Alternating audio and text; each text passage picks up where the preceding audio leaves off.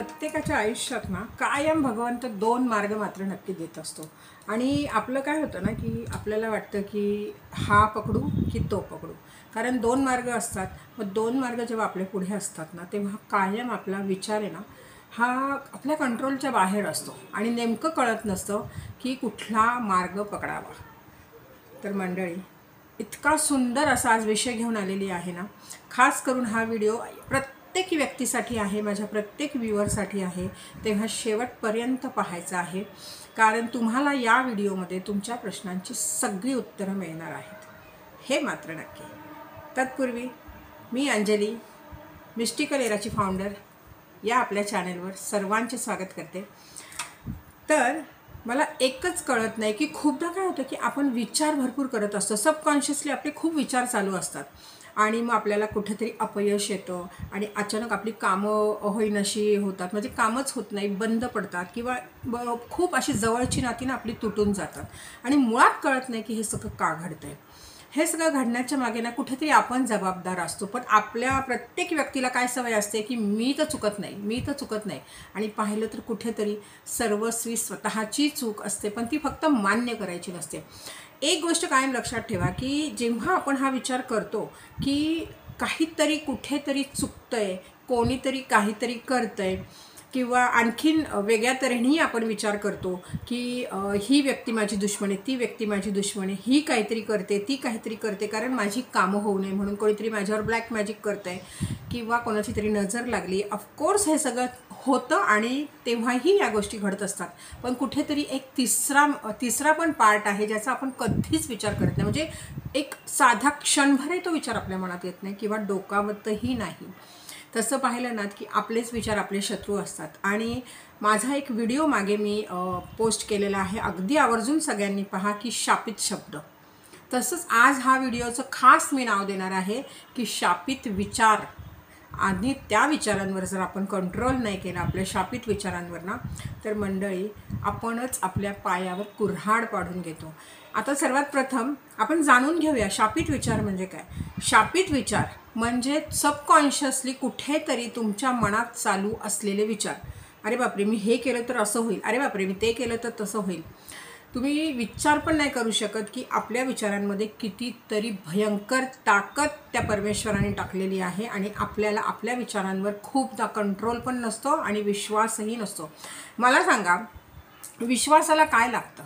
हां, तुमचा तुमच्या कामावर, तुमचा तुमच्या प्रगतीवर, तुमचा तुमच्या असण्यावर, या भौतिक जगामध्ये जे काही ब्रह्मांड पूर्ण त्या भगवंताने रचलेलं आहे त्याच्यामध्ये तुम्हाला एक त्याने निर्माण केलेलं आहे.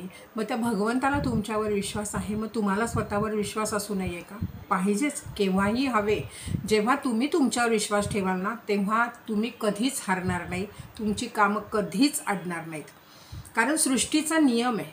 सृष्टी काय सांगते की तुम्ही स्वतःवर विश्वास ठेवा.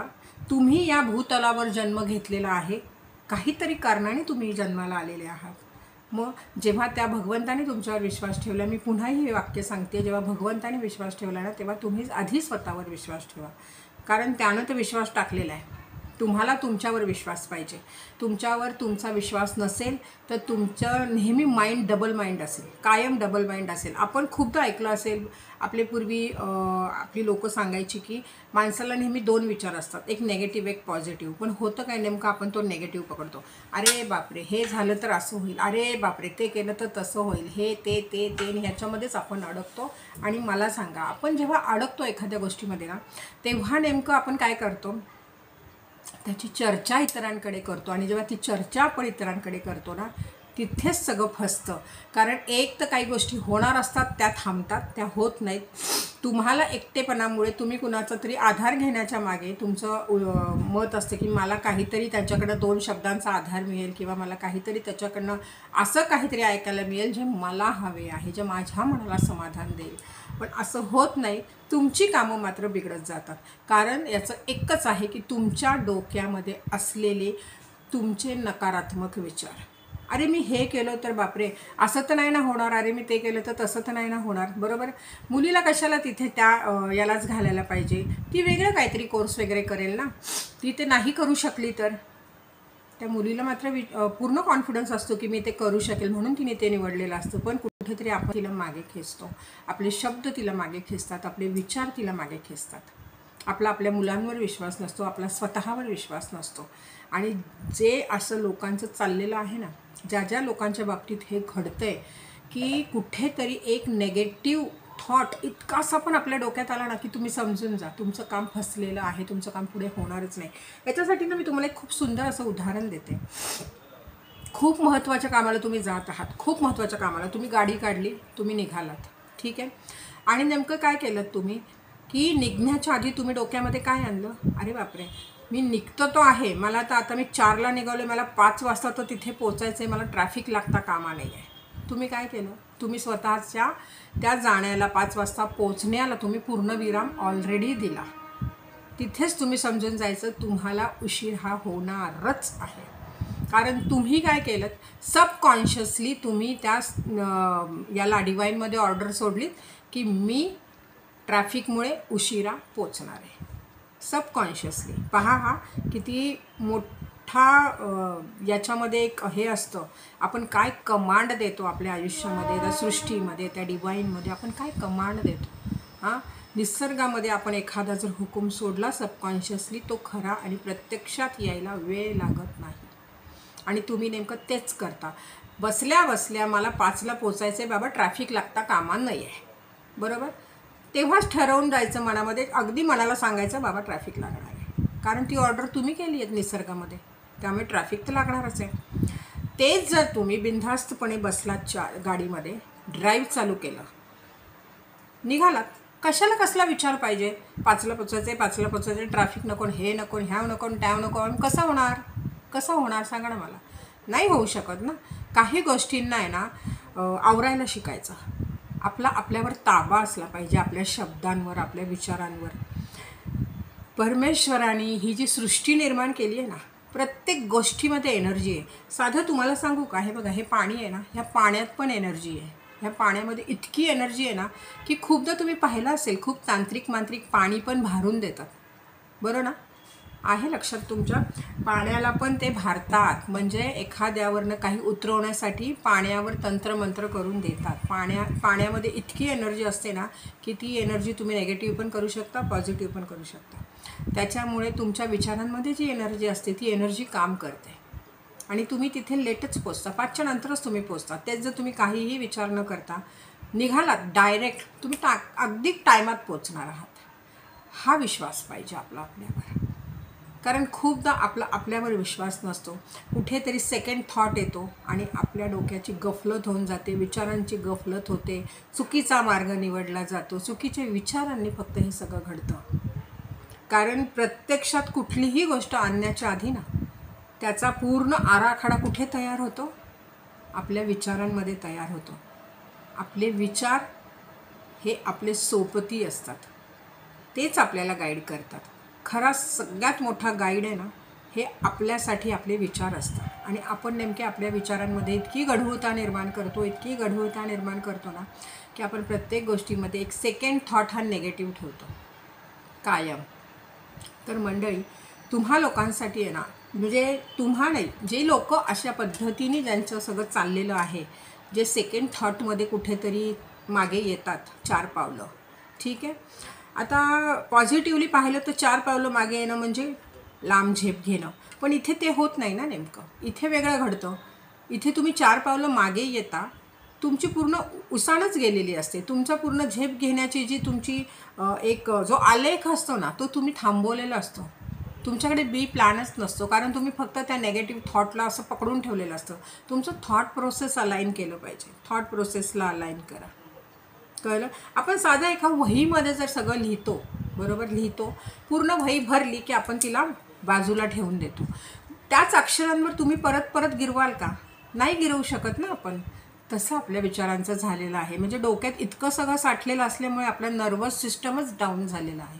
मग त्याच्यामुळे काय होतं आहे की चांगले विचार, चांगले थॉट्स, पॉझिटिव्हिटी आहे ना, इकडे ॲब्झॉर्ब होत नाही आहे, ॲक्सेप्टच होत नाही आहे, कळलं. ते ॲक्सेप्ट व्हायला पाहिजे. स्वतःमध्ये आहे ना विश्वास निर्माण झाला पाहिजे. स्वतःच्या विचारांवर, स्वतःच्या कामावर, स्वतःच्या ॲक्शनवर एक विचार निर्माण झाला पाहिजे, त्याच्यावर ठाम विश्वास असला पाहिजे. आपल्या विचारांवर विश्वास हा असलाच पाहिजे. मी सांगणार नाही की फाजील आत्मविश्वास ठेवा, पण विश्वास मात्र नक्की पाहिजे, कायम पाहिजे. जसं आपण भगवंताकडे देवळात गेल्यावर एका विश्वासाने जातो ना, तसंच प्रत्येक पाऊल आपल्या आयुष्यातलं, प्रत्येक मार्ग आपल्या आयुष्यातला आणि प्रत्येक प्लॅनिंग आपल्या आयुष्यातलं हे फक्त विश्वासानेच करा.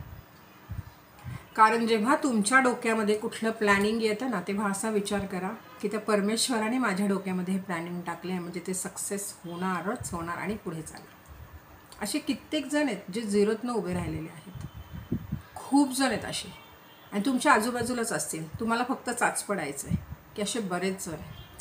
आता हे सगळं जर घडत असेल, तुमच्याबरोबर घडतं आहे का ते पहा आधी, जे मी सांगितलेलं आहे.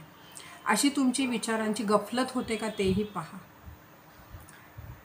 यासाठी तुम्हाला आहे ना, मी खूप सुंदर अशी एक एक्सरसाइज देणार आहे, आणि हे सायकोलॉजिकली प्रूव्हन आहे जे मी आज सांगते तुम्हाला. कारण मी स्पिरिच्युअल हीलर आहे, स्पिरिच्युअल काउन्सिलर आहे, त्यामुळे मी तुम्हाला हे सांगू शकते की जेव्हा तुमच्या डोक्यामध्ये सबकॉन्शियसली खूप सारे नेगेटिव्ह थॉट्स, बघा मी पुन्हा सांगते, खूप सारे नेगेटिव्ह थॉट्स तुमच्या डोक्यामध्ये सतत येत असतील, सारखे येत असतील, तर ते सगळे थॉट्स तुम्हाला काळ्या पेननी एका पेपरवर लिहायचे. आणि हे जे मी सांगते ना, ही एक्सरसाइज तुम्हाला महिन्यातून 2 वेळा करायची आहे. आठवड्यातून एकदा केली तर अतिउत्तम, वन्स अ वीक म्हणजे केली तर अतिउत्तम.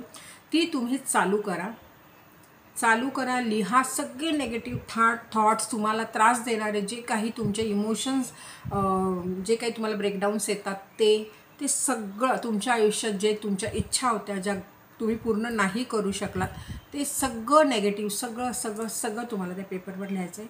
इतका मोठा आलेख नाही लिहायचा आहे, निबंध नाही लिहायचा आहे आपल्याला, थोडक्यामध्ये शब्दांमध्ये ते मांडा आणि त्या पेपरवर लिहा, आणि तो पेपर जाळा, जाळून ती राख कचऱ्यात टाका. आणि एक लक्षात ठेवा, जे तुम्ही लिहिताय, ठीक आहे, तेच हळूहळू नेहमी लिहून आहे ना, तुमच्या इथे जे साचलेलं आहे ते रिकामं होणार आहे, तो कप्पा रिकामं होईल, आणि मग तुम्ही सकारात्मक थॉट्स जे आपले आहेत ते तिथे व्यवस्थित अलाइन करू शकाल. आणि मंडळी, ज्यांना स्वतःवर विश्वास आहे ना, तो कायम ठेवा. पण ज्यांना कुठेतरी स्वतःवर विश्वास नाही, कारण त्यांच्या आजूबाजूची लोक कदाचित त्यांचा विश्वास डगमवत आहेत किंवा त्यांना कमी लेखत आहेत, म्हणूनही होऊ शकतं. आपण साध्या छोट्या मुलालाही कधी कधी म्हणतो, तू काय करणार आहे त्याला बघ, का तो का नाही करू शकत? अहो, भगवंताने देताना सगळ्यांना सगळं सेम दिलेलं आहे, सगळं सेम आहे, कळलं, श्वासापासून अगदी सगळं सारखं दिलेलं आहे. मग कसा एक कमी आणि एक, फक्त तुम्ही कसली धूळ झटकताय त्या व्यक्तीवरची ना, ते महत्त्वाचं आहे. कशा गोष्टीला फुंकर मारताय ते महत्त्वाचं आहे.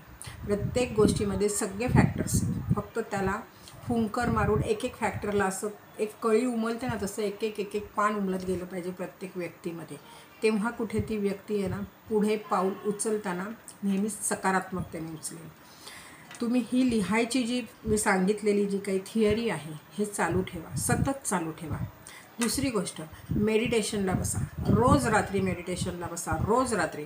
काहीही कशावरही लक्ष केंद्रित करू नका, कारण तुमच्या विचारांवरच तुमचं लक्ष केंद्रित होणार आहे. जे विचार तुमच्या डोक्यात येतील ना, त्याच विचारांना तुम्ही फक्त फोकस करत राहा, आणि तुम्हाला प्रत्यक्षात जाणवेल हळूहळू की तुमचे विचार येणं बंद झाले डोक्यामध्ये. तेव्हा तुम्ही समजून जा की आपल्या डोक्यातनं नेगेटिव्ह थॉट्स पूर्णपणे क्लिअर झालेले आहेत, आणि तुम्ही सकारात्मक विचारांना चालना द्या, सकारात्मक विचार चालू करा. आणि हे तुम्ही करू शकता, कारण तुम्ही नेगेटिव्ह थॉट्स आणताय म्हणजे तुम्हीच सकारात्मक थॉट्स आरामात आणू शकता, कळलं. आणि जेव्हा तुमच्या डोक्यातनं ही नेगेटिव्हिटी कमी होईल ना, तेव्हा मग पहा की तुमची जी थॉट प्रोसेस आहे इतकी सकारात्मकतेने तुम्हाला इतकं मोकळं करेल, आणि तुमचे प्रत्येक प्लॅनिंग सक्सेस जाईल. कुठलंच काम अडणार नाही, तुम्हाला इतरांची मदतही घ्यावी लागणार नाही, कारण ही सृष्टी तुम्हाला मदत करेल. निसर्गाचा नियम आहे, तू 6 पावलं ये तर मी 4 पावलं येतो, बरोबर ना. तर ती पाऊलवाट तुम्हाला निवडायची आहे, सकारात्मकतेची की नकारात्मकतेची. ह्या 2 प्रॅक्टिसेस तुम्ही मात्र नक्की करा, एक मेडिटेशन आणि एक लिहून फाडायचं आहे. आणि तिसरी आणि फार महत्त्वाची, तुमचं घर जर मोठं असेल, घर मोठं असेल ना, तर त्यांच्या घरामध्ये प्रत्येकाच्या घरात एक फुल मिरर असतो. त्या मिररमध्ये पाहायचं आणि ज्या गोष्टी त्रास देतात, ज्या तुम्हाला लिहायचा वेळ नाही आहे, काही नाही आहे ना, एक 5 मिनटं फक्त आरशासमोर उभं राहायचं आणि स्वतःशी जोरजोरात बोलायचं.